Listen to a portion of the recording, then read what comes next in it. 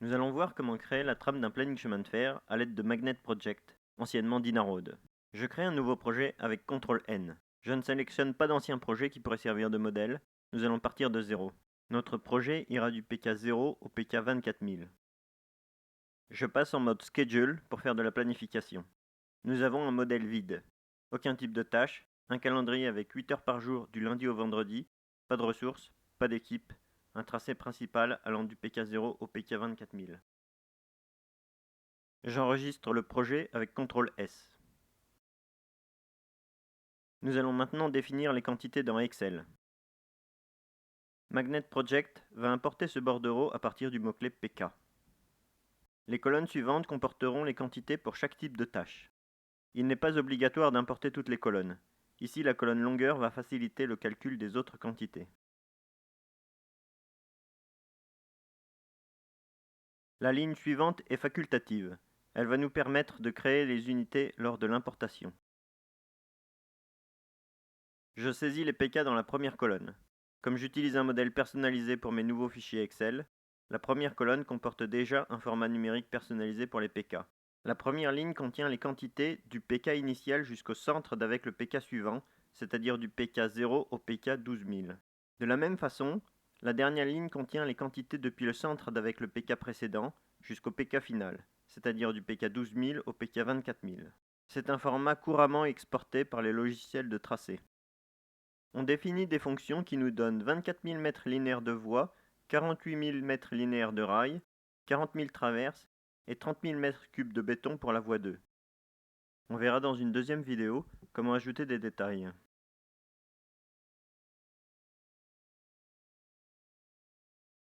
Magnet Project utilisera le nom de la feuille de calcul pour créer le tracé. Je copie la feuille pour avoir les mêmes quantités pour la voie 1.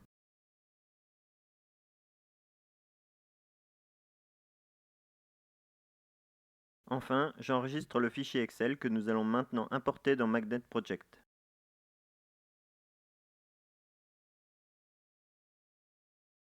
Deux nouveaux tracés sont créés à partir des deux feuilles de calcul. On crée les unités trouvées sur la seconde ligne du tableau, mètres cubes,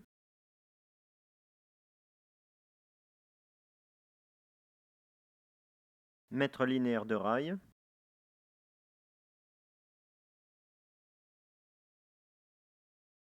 mètres linéaires de voie,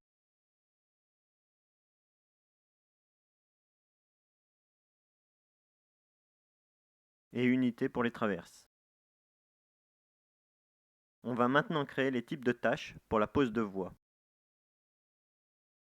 D'abord les travaux préparatoires,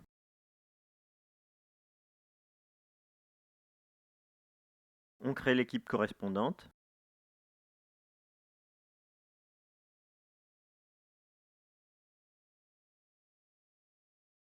et on définit la cadence à 25 mètres linéaires de voie par heure, soit 200 mètres linéaires de voie par jour. On crée ensuite un type de tâche pour la livraison des rails. J'ajoute une dépendance sur l'emplacement, de sorte qu'à tout PK, la livraison des rails aura lieu au moins 7 jours calendaires après les travaux préparatoires. On crée l'équipe correspondante. Cette fois-ci, on va suivre une ressource, en l'occurrence la rame de longs rails soudés présente sur le chantier. Et on définit la cadence à 50 mètres linéaires de rails par heure, soit 200 mètres de voie par jour. De la même façon, on crée un type de tâche pour la livraison des traverses, avec également une dépendance sur l'emplacement pour qu'à tout PK, la livraison des traverses ait lieu au moins 7 jours calendaires après la livraison des rails.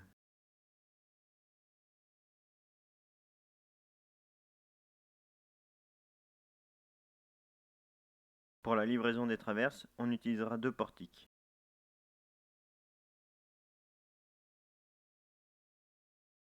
La cadence est définie à 42 traverses par heure, ce qui correspond également à 200 mètres de voie par jour avec le travelage de ce projet.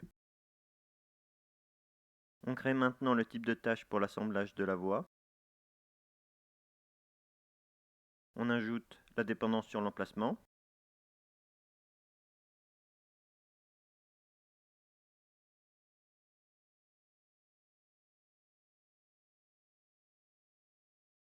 Cette tâche aura également besoin de deux portiques.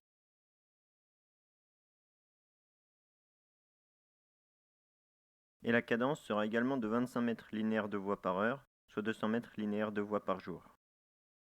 On crée maintenant le type de tâche pour le réglage de la voie. On ajoute la dépendance sur l'emplacement.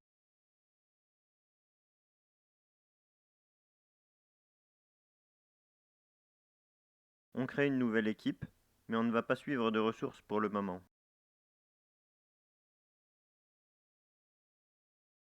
On définit encore une fois la cadence à 25 mètres linéaires de voies par heure, soit 200 mètres linéaires de voies par jour.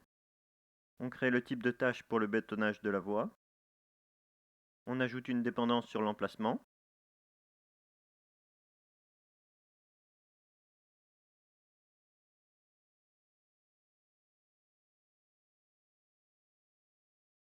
Le bétonnage sera réalisé à l'aide d'une nouvelle ressource, un train équipé d'une centrale à béton.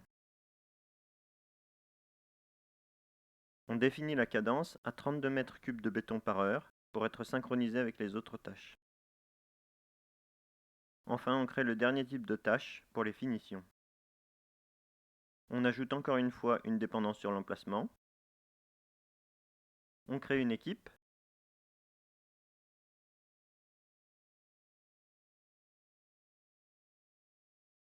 Et on définit la cadence à 25 mètres linéaires de voies par heure, comme pour les autres types de tâches. On peut décocher l'option de découpage en ouvrage élémentaire, qui n'est utile que pour un mouvement d'éther.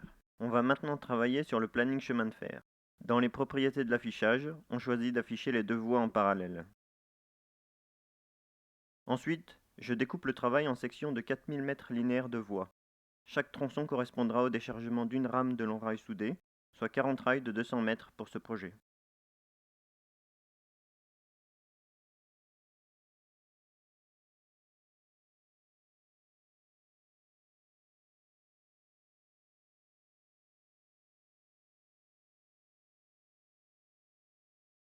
Je retourne le sens de travail des tâches situées sur la seconde moitié du tracé, puisque la voie sera posée depuis les deux extrémités. On replanifie au plus tôt.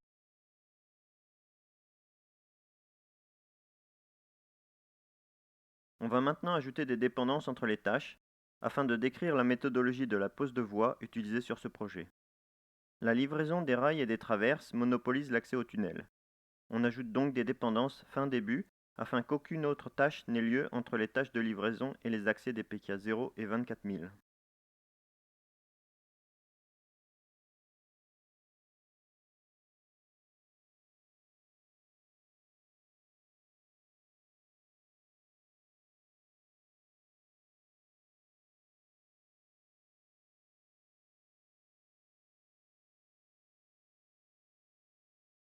Pour optimiser l'utilisation des ressources, on va réaliser les tâches alternativement sur chaque voie et depuis chaque extrémité du projet. Cela optimisera par exemple la rotation des rames de LRS entre le laminoir et le chantier. On planifie la voie 2 sur le même schéma. On ajoute des dépendances fin-début sur les tâches de livraison des rails et des traverses.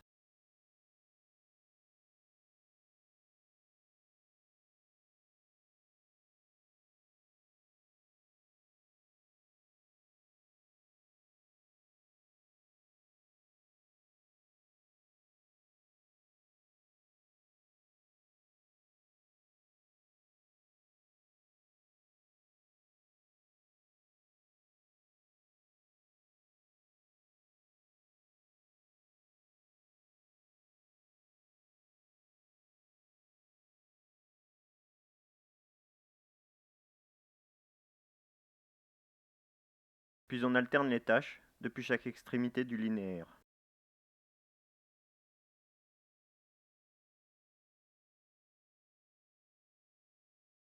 Enfin, on décale légèrement les tâches de la voie 2 pour qu'elles ne se superposent pas aux tâches de la voie 1.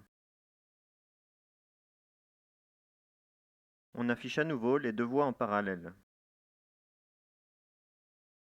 On va maintenant lier les tâches des deux voies afin d'alterner les travaux sur les voies 1 et 2.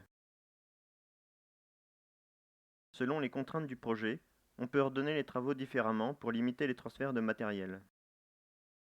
L'ordre présenté dans cet exemple a l'avantage d'offrir un planning plus clair, puisque les tâches des voies 1 et 2 ne se superposent pas.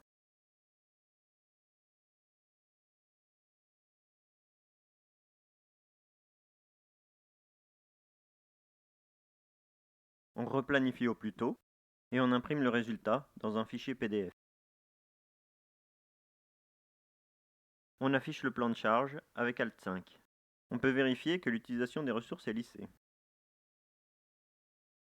On accède au diagramme de Gantt avec Alt 4.